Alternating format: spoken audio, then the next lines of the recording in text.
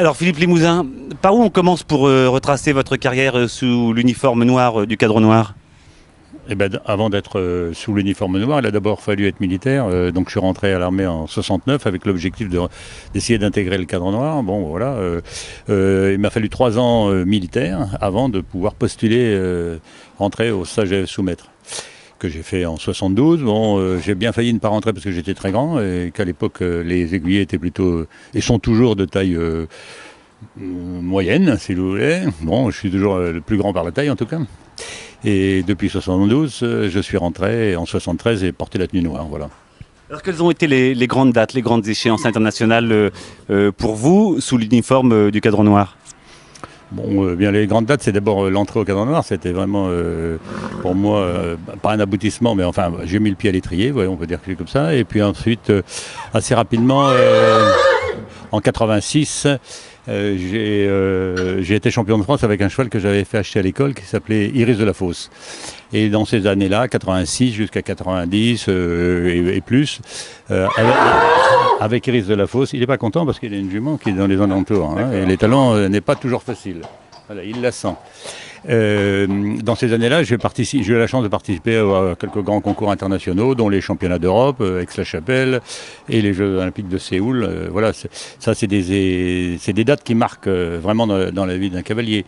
Et surtout avec ce cheval qui avait été acheté par l'École nationale d'équitation à vraiment un prix modeste. Ça a fait un bon cheval d'équipe.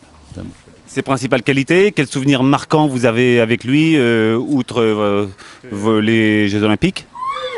La qualité de ce cheval-là, ça a été d'abord sa volonté. Un très beau cheval dans le modèle, manquant un peu d'allure au trot, mais un très bon équilibre, et puis une grande volonté qui lui a permis d'atteindre tous les niveaux, les aires de haute école, avec assez de facilité. Voilà. Alors c'était pas un cheval pour gagner des médailles, mais c'était un bon cheval d'équipe. Alors aujourd'hui, vous disiez, vous avez 67 ans, vous avez connu l'École nationale d'équitation de Saumur exclusivement militaire, vous l'avez vu évoluer vers ouverte au civil. Quel bilan vous tracez de ces quelques années passées là-bas? Bon, en un mot et en 5 minutes, c'est pas facile, mais enfin bon, en 72 où l'aspect militaire l'école devient jeunesse et sport en 1972, donc l'entrée de civils au sein de l'école, un développement, puisqu'au départ il y avait 20 écuyers du Cadre Noir, et puis on est passé maintenant à une quarantaine de cadres équitants, une école qui comprend à peu près 180 personnes avec l'administration, les soigneurs, 350 chevaux, et puis récemment encore une évolution puisqu'il n'y a plus qu'un seul établissement public regroupant une partie des anciens haras nationaux et l'École nationale d'équitation, c'est devenu l'IFCE.